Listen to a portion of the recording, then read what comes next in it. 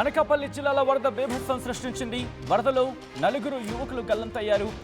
రాజాంలో RT రోడ్డుపై భారీగా నీటి ప్రవాహం అక్కడ ఉన్న పరిస్థితి. ఈ నేపథ్యంలో వరదలో బైక్ ని దాటించే ప్రయత్నం చేశారు ఆ యువకులు. ఈ నేపథ్యంలో ఒక్కసారిగా వరద ప్రవాహం పెరిగింది. ఈ క్రమంలో నీటిలో కొట్టుకుపోయారు ఆ యువకులని అక్కడ స్థానికులు వెంటనే రెస్పాండ్ అయ్యి వాళ్ళని రక్షించే ప్రయత్నం చేశారు. విజువల్స్ మీరు చూస్తున్నారు. మీరు చూడొచ్చు, బైక్ ని అక్కడి నుంచి బైక్ ని తరలించే ప్రయత్నం చేశారు. ఒక్కసారి ఇక్కడ వాగు ఉధృత రూపం దాల్చింది. ఆ వాగు నుంచి వాళ్ళని కాపాడే ప్రయత్నం చేశారు. ఈ క్రమంలోనే ఒక్కసారిగా పరిస్థితి మారిపోయింది. ఆ వరదలో నలుగురు యువకులు కొట్టుకుపోయిన పరిస్థితి. ఆ నలుగురు యువకుల్ని కాపాడే ప్రయత్నం చేశారు అక్కడ స్థానికులు. ఈ నేపథ్యంలో ఒక్కసారిగా వరద ప్రవాహానికి సంబంధించి మాట్లాడుకుంటున్న పరిస్థితి మీరు చూడొచ్చు.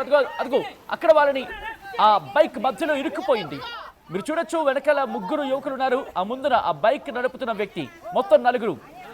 వరద ప్రవాహం ఒక్కసారిగా అమాంతం పెరగడంతో ఆ బైక్ ని అక్కడే వదిలేసిన సందర్భం. ఇక బైక్ ని ముందుకు తీసుకువెళ్ళలేక అదిగో మీరు చూడొచ్చు, బైక్ ని కాపాడే ప్రయత్నం, నలుగురు కూడా బైక్ ని కాపాడే ప్రయత్నం చేయడంతో ఒక్కసారిగా అదిగో ఒక వ్యక్తి ఎప్పుడైతే జారిపోయాడో మిగతా ముగ్గురు కూడా అక్కడ కొట్టుకుపోతున్న సందర్భం మీరు చూడొచ్చు. ఇదే చెప్తూ ఉంటాం సర్వసాధారణంగా. ఎప్పుడైనా అదిగో మీరు చూడొచ్చు, పూర్తిగా ఎప్పుడైతే ఆ స్లోప్ ఉంటుందో, గ్రిప్ ఎప్పుడైతే పోతుందో కాపాడడం కష్టం అవుతుంది.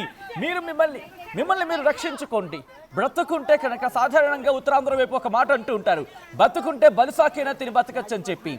ఉత్తరాంధ్ర సైడ్ ఎవరైనా ఉంటే ఈ మాట మనకి విరివిగా వినిపిస్తూ ఉంటుంది, బతుకుంటే బలుసాకైనా తిని బతకచ్చు అని చెప్పి. సో ఈ క్రమంలోనే కాస్త జాగ్రత్తగా ఉండే ప్రయత్నం చేయండి. ఎందుకంటే బాగులు కావచ్చు, వంకలు కావచ్చు, లేకపోతే అక్కడ చిన్న చిన్న పాయలు కావచ్చు మనకి సాధారణంగా కనిపిస్తూ ఉంటాయి.